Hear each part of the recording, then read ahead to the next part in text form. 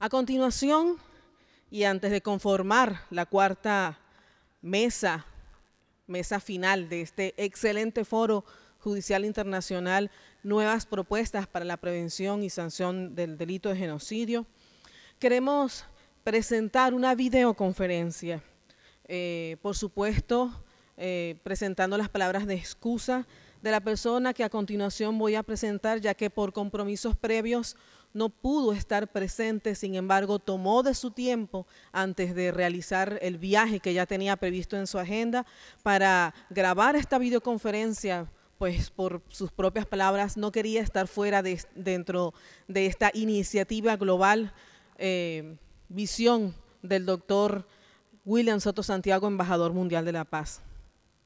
Queremos presentar la videoconferencia del doctor Eugenio Raúl Zaffaroni, ministro de la Corte Suprema de Justicia de Argentina. Yo creo que desde la distancia, aun cuando él no lo escucha, merece un fuerte aplauso por su preocupación para, aunque sea, estar presente en este foro. Bueno, ante todo, muchísimas gracias por esta oportunidad, por esta entrevista, por la ocasión que me brindan de poder decir algunas palabras y un saludo para todos los integrantes de este Foro Judicial Internacional. Decir algo sobre genocidio, bueno, requeriría mucho tiempo. Alguien ha dicho o se ha reiterado varias veces que el siglo XX ha sido el siglo de los genocidios. Lo dudo, creo que ha habido otros siglos genocidas. Creo que el genocidio atraviesa la historia de la humanidad y más aún presenta un problema fundamental para la legitimidad de todos los órdenes jurídicos. Si en definitiva vemos cuál es el origen, en qué se asienta la legitimidad originaria de un orden jurídico, lamentablemente casi siempre encontramos un genocidio. ¿Puede el tiempo convertir un genocidio en fuente de legitimidad? La norma fundamental, la Grundnorm, esa que buscaba Kelsen siempre, si la bajamos del idealismo normativista o neokantiano a la realidad, en la realidad histórica casi siempre es una masacre. Conquista, colonización, destrucción de culturas, en fin, no se llamaría genocidio en otra época, por supuesto. En el siglo XX sí hubo genocidio, claro. Si sumamos, es opinable, según que consideremos las muertes por hambre provocadas, parte o no de las victimizaciones del genocidio. Bueno, lo cierto es que en cálculos más optimistas, 1 de cada 50 habitantes de este planeta en el siglo pasado fue víctima de un homicidio alevoso por parte de un Estado. Estoy hablando de homicidio alevoso, es decir, de homicidio cometido sobre personas indefensas. No estoy hablando de muertes en ocasión bélica, es decir, de muertes en ocasión que hay dos fuerzas que tienen, bueno, una recíproca capacidad de dañarse en alguna medida importante.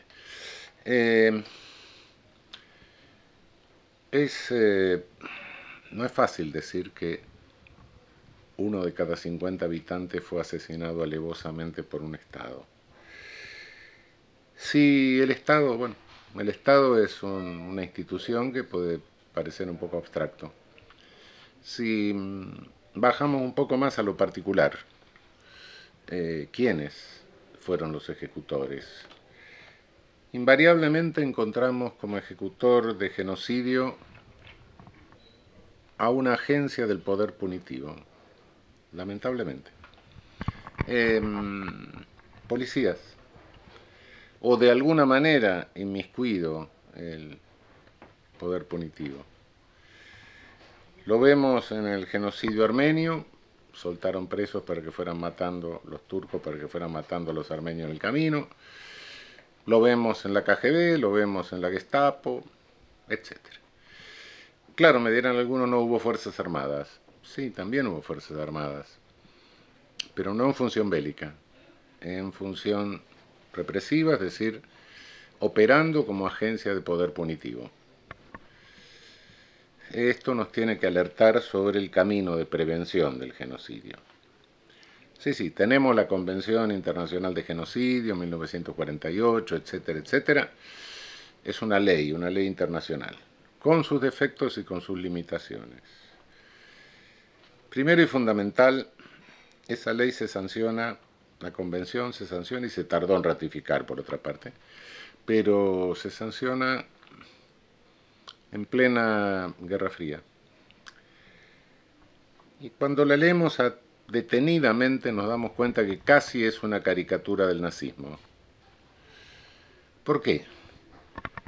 Bueno, primero, 1948, se juntan las naciones para decir en una declaración, no en un tratado, todos los seres humanos son personas. Sí, después eso pasó a formar parte de las Naciones Unidas, etcétera, de la Carta de las Naciones Unidas, sí. Pero eso fue muchos años después. Una declaración no deja de ser un acto de buena voluntad, jurídicamente hablando, en el plano internacional. Y bueno, en el mismo año, en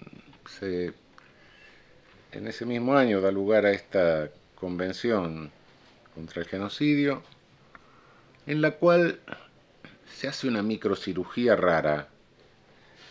¿Por qué? Porque los europeos no querían que los carguen con las barbaridades que ellos habían hecho en África, claro. Porque los norteamericanos no querían que le carguen Hiroshima y Nagasaki. Porque los soviéticos no querían que le carguen los desplazamientos y las hambrunas que había causado Stalin.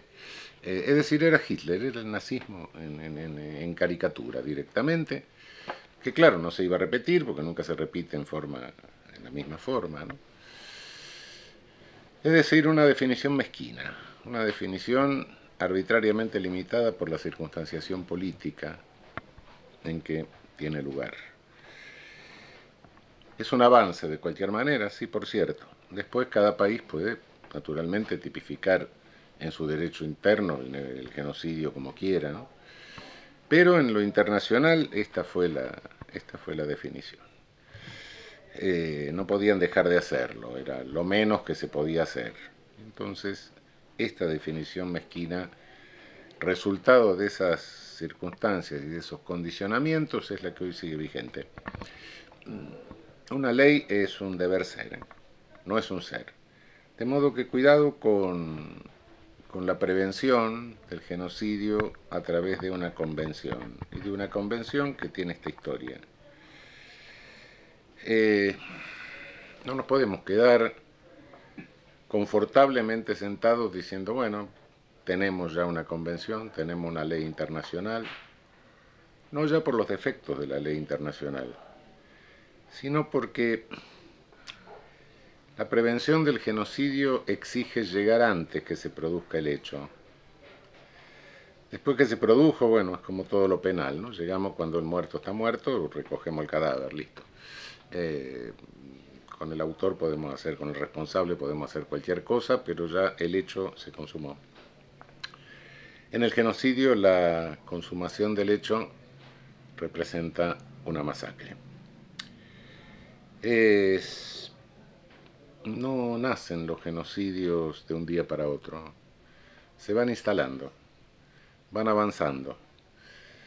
Tampoco se produce un genocidio si no hay una población dispuesta, de alguna manera, una opinión pública dispuesta a aceptarlo o por lo menos a permanecer indiferente. Y esto se va viendo en el discurso público. Hay una técnica de neutralización de valores. El genocida no niega los valores dominantes, simplemente los neutraliza. Y los neutraliza con unos argumentos, una estructura discursiva que fue analizada hace unos cuantos años con otro objetivo que no tiene nada que ver. Es la técnica de neutralización de valores de que hablaron dos criminólogos norteamericanos por los años 50, cuando tenían que explicar la conducta de los rebeldes sin causa. Y bien, ¿qué es neutralización de valores? Es no negar los valores dominantes, pero neutralizarlos a través de técnicas que son, primero, negación de la responsabilidad. No soy yo, son las circunstancias. Segundo, negación de la víctima. Es la víctima que me está agrediendo, es un inferior. Tercero, negación del daño. Bueno, no era para tanto. Y cuarto, invocación de valores superiores. A los genocidas nunca le falta. Puede ser la raza, puede ser la sociedad socialista, puede ser Occidente, cristiano, puede ser cualquier cosa, no importa. Esos valores superiores nunca le faltan. Vengo a defender la familia, y la mata, pero no le importa. Estas técnicas de neutralización de valores, cuidado que no son racionalizaciones. Las racionalizaciones se pueden usar, sí, como racionalización, pero eso es a posteriori. La racionalización tiene lugar después del hecho para, de alguna manera, disculparse o tranquilizarse, escaparse del hecho. No, esto es previo. Esta neutralización de valores se hace antes y es lo que facilita el hecho. Obviamente que eso nos obliga a analizar los discursos, analizar discursos políticos, analizar discursos jurídicos y establecer cuándo un discurso está representando una neutralización de valores o tiende a una neutralización de valores, es decir, tiende a neutralizar los valores de una colectividad. Por otra parte, el genocidio es algo que así como el racismo, ¿no? Esto tampoco se instala de un día para otro, esta neutralización de valores. Comienza de una forma difusa, inorgánica, luego va tomando ya organicidad, en un segundo momento se va manifestando ya en partidos políticos, organizaciones, textos, libros, periódicos, televisión. Y en un tercer momento se instala como política de Estado. Y entonces se produce el genocidio. Todo esto es un proceso que va avanzando. Y en definitiva, ¿cuándo se produce el genocidio? Cuando las agencias del poder punitivo se descontrolan directamente. Se confunde el poder punitivo con el crimen, se superpone. Es un momento en que pierde legitimidad, en definitiva, toda ley. Cuando se confunde crimen con poder punitivo, ahí estamos ya en la inminencia de la masacre o en la masacre en curso. América Latina. Sí, no tenemos genocidios hoy que se produzcan de un día para otro, pero la pregunta que cabe hacerse para América Latina es si no tenemos genocidios por goteo, es decir, si no tenemos un genocidio continuo. Y cuando vamos sumando víctimas, nos encontramos con una verdadera masacre a fuerza de una acumulación. Y me atrevo a decir que eso está pasando. Hay 23 países en el mundo que tienen una letalidad violenta superior a 20 por 100.000 anual. De esos 23 países, 18 están en América Latina y el Caribe. Los 5 restantes están en África. No puedo considerar país por país, pero los 2 países extensos, además de la Argentina, en este momento tienen tasas que superan largamente el 20 por 100.000. Y los 2 están poniendo de manifiesto una alta letalidad policial. Letalidad policial que incluso en alguno de ellos puede tener ribetes hasta racistas, por la forma en que se va incrementando el número de víctimas de un determinado color de piel. Estamos viviendo en América Latina un momento de neutralización de valores a través de medios masivos concentrados. que en los lugares donde se producen estas victimizaciones las ocultan, las normalizan o directamente las ignoran. En los lugares donde no tiene lugar semejante grado de violencia, crean una realidad violenta artificialmente a través de la comunicación. Y me estoy refiriendo concretamente a los medios masivos concentrados o oligopolizados de nuestra región. Especialmente me estoy refiriendo a México y a Brasil. Y también me estoy refiriendo a la Argentina, donde los niveles no son altos, pero se crea la realidad violenta.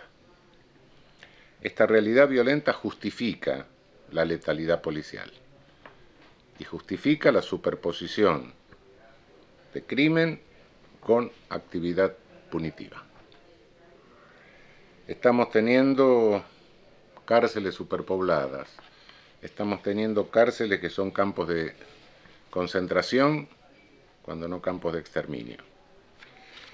Estamos teniendo un número de presos creciente, estamos teniendo presos en prisión preventiva que superan largamente el número de presos condenados.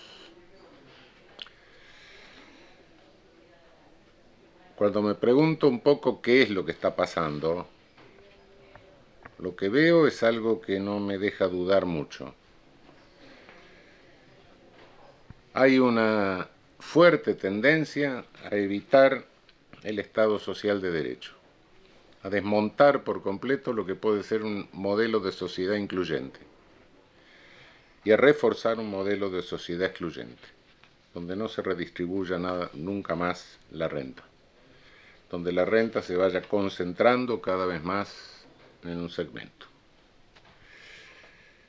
Para instalar un modelo de sociedad excluyente hay que ejercer un poder punitivo que controle a los excluidos, pero también que controle a toda la sociedad. Cuidado, que prisonizar un número enorme de personas, por grande que sea, siempre es una minoría en relación con la población total. Pero mostrar a esas personas como el único peligro que existe en la sociedad y como enemigos, en el peor sentido de la palabra, quitarles la condición de persona para considerarlos seres inferiores enemigos, es el pretexto para controlarnos a todos los que estamos sueltos. Y hoy el poder de control electrónico de conducta respecto de todos los que estamos sueltos, comparado con el que tenía la KGB, con el que tenía la Gestapo, etc., es de Kindergarten. Vamos hacia una sociedad donde desaparezca la privacidad. Y el pretexto para hacer desaparecer la privacidad es justamente el grupo de enemigos. ¿Y quiénes son los enemigos? Por suerte, afortunadamente, en América Latina no tenemos terrorismo en este momento. Entonces hay que buscar un enemigo sucedáneo, aunque no sea el ideal, porque claro, el terrorista siempre es ideal porque tiene una organización, es conspirativo, etc. Bueno, ¿quiénes son? ¿Quiénes son los chivos expiatorios? ¿Sobre quiénes recae el aspecto letal de nuestros poderes punitivos? Es sobre los adolescentes de nuestros barrios precarios. Se llame favela, se llame Villa Miseria, se llame Pueblo Joven, se llame Bohío, se llame como se quiera. Esas son las víctimas. Por otra parte, esto no es nuevo, ¿no? Viene del Evangelio, ¿no? Jesucristo fue crucificado en medio de dos ladrones, claro. Jesucristo era un considerable chivo expiatorio, claro. Pero si no hubiese estado Jesucristo, los dos ladrones quedaban. Y eso es lo que nos está pasando en este momento. Hay vidas que no tienen valor vital. Hay vidas que se sacrifican, y es normal, y está normalizado. Y bueno, donde esto está instalado, la sociedad excluyente y los medios masivos que responden a esos intereses concentrados lo normalizan.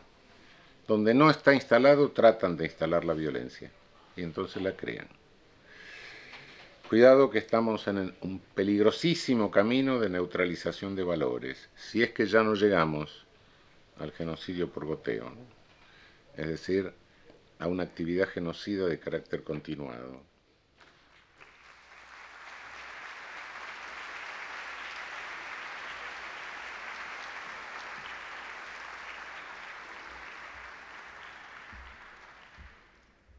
Bueno, estábamos escuchando esta conferencia, videoconferencia del doctor Eugenio Raúl Zaffaroni, ministro de la Corte Suprema de Justicia de Argentina.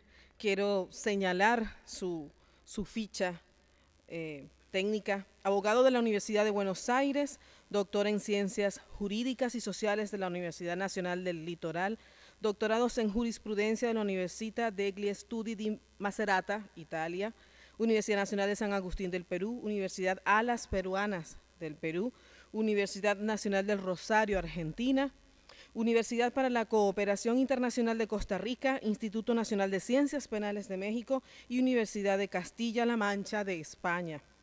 Actualmente se desempeña como ministro de la Corte Suprema de Argentina. Ha desempeñado, entre otros, los cargos de juez de la Cámara Nacional de Apelaciones en lo criminal y correccional de la Capital Federal, juez nacional en lo criminal de sentencia de la Capital Federal, Procurador General de Justicia de la provincia de San Luis, profesor universitario de varias instituciones nacionales e internacionales. Es autor de numerosos artículos, folletos y trabajos. Participa en publicaciones periódicas nacionales e internacionales, prólogos y presentaciones, comentarios bibliográficos, proyectos y trabajos legislativos, artículos periodísticos, de opinión y dictámenes. Precisamente como complemento de esta excelente videoconferencia que tuvo la gentileza el doctor Zaffaroni de grabar antes de emprender su viaje, vamos a escuchar entonces la segunda parte de un conversatorio que el doctor Zaffaroni sostuvo con el doctor Camilo Montoya, director de proyectos de la Embajada Mundial de Activistas por la Paz. Cuando esté el video listo, por favor. Una última reflexión, doctor. Hay una ponencia del señor embajador mundial de la paz, el doctor William Soto, sobre el tema de revisar la Convención para la Prevención y Sanción del Delito de Genocidio, porque se considera que discrimina. Usted lo mencionaba, es mezquina la tipificación que se hace, caricaturesca, la calificó como buen penalista y autor en teoría del delito. También revisar el Estatuto de Roma, que copió la Convención 50 años después, en el 98 copió la Convención del 48. Y también el tema de tipificar, por ejemplo, el ecocidio como un crimen internacional. Hace énfasis la Embajada Mundial de Activistas por la Paz en la educación para prevenir, más que en reprender y reprimir, porque pues como usted bien lo notaba, el derecho penal es más represivo que preventivo, y debe ser así, porque es sancionatorio. ¿Qué opina el doctor Zaffaroni de la conveniencia de revisar esos instrumentos, dejando al margen de que la mejor manera es prevenir, pero ya de revisar esos instrumentos de política criminal internacional y de tipificar el ecocidio que propone el señor embajador mundial de la paz? Bueno, creo que es interesante comenzar la discusión que va a durar años, por supuesto. Cada uno se va cuidando en esto, a ver qué me puede perjudicar esta convención, ¿no? O qué me puede perjudicar esta reforma. Nadie es generoso en el plano internacional, de modo que sí, naturalmente es conveniente discutir, es conveniente criticar, es conveniente proponer, pero tengamos en cuenta que no va a ser fácil llegar a la reforma de estos instrumentos internacionales. En cuanto a educación, sí, claro, por supuesto que es el medio, pero lamentablemente yo creo que no vamos a tener mucho éxito si no pluralizamos medios de comunicación. Tenemos medios de comunicación concentrados que están lanzados a una campaña de populacherismo vindicativo en toda la región. Estigmatizan a quien se ponga delante. Los políticos se asustan, cada vez dan más leyes represivas, cada vez descontrolan más sus propias policías que se autonomizan. Otros políticos son sinvergüenzas y se montan sobre eso directamente para conseguir unos votos. No todos los políticos, por supuesto, pero como en toda actividad hay sinvergüenzas, inescrupulosos, gente sin ninguna ética, también la hay en la política, como en todo. No hagamos antipolítica, no. Y Y bueno, la opinión pública, hay un concepto que me molesta particularmente, ¿no? La gente. Hoy no se habla del pueblo, se habla de la gente. La gente opina, hay que oír a la gente. ¿Qué es oír a la gente? Oír a los medios, oír a la televisión. ¿Qué es la televisión? La que nos está marcando nuestros programas de política criminal. Es la televisión la que nos dice qué riesgos estamos corriendo y nos oculta otros riesgos. Sí, quieren incluir el ecocidio, sí, claro que hay que incluirlo. Sí, porque el riesgo que tenemos es que desaparezca la habitabilidad humana del planeta. Sí, pero ese no es riesgo, eso no habla la televisión. ¿Por qué? Porque el capital financiero internacional es el que sigue deteriorando las condiciones de habitabilidad del planeta. Es decir, todo esto no lo digo en un plano pesimista para que salgamos a la calle y nos abramos la vena en el cordón de la vereda, sino lo digo para dimensionar la gravedad del problema y la dimensión de la lucha que tenemos por delante, ¿no? Y la propuesta, profesor Zaffaroni, de democratizar, entre comillas, la ONU, de estudiar la posibilidad de, por ejemplo, a estas 5 potencias que forman parte del Consejo Permanente de Seguridad de la ONU, para efectos de que, por ejemplo, si se trata del derecho al veto, un solo país o un solo Estado no pueda dar al traste con una política acordada en materia de prevención del genocidio por la Asamblea General de la ONU, y que por lo menos el derecho al veto se repiense, se estudie, se examine nuevamente ese punto. Y dice el señor embajador mundial de la paz de que si pervive el derecho al veto, que por lo menos se haga por mayoría dentro de los 5, o aumentar el número de miembros del Consejo Permanente de Seguridad. ¿Qué opina, profesor Zaffaroni? Es una vieja tradición argentina. Cuando se creó la Sociedad de las Naciones, el presidente Irigoyen mandó una misión que participó en la organización, en la fundación de la Sociedad de las Naciones, y debido a que no se observaba la regla de igualdad, ordenó que se retirara. Y no integramos la Sociedad de las Naciones hasta que derrocaron a Irigoyen en el 30 los fascistas, ¿no?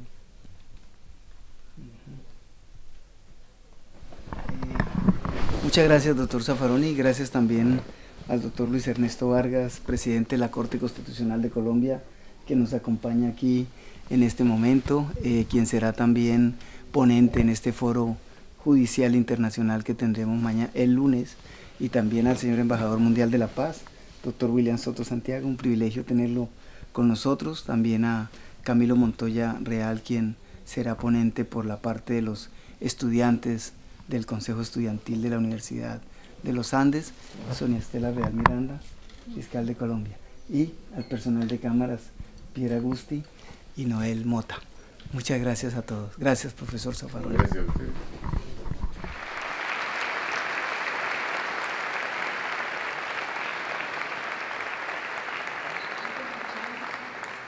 Realmente escuchar al doctor Zaffaroni le da un realce a este foro internacional judicial y muestra el interés de esta nación argentina en continuar trabajando por la lucha, por la defensa de los derechos humanos, no solamente de Argentina, sino de todos los pueblos del mundo.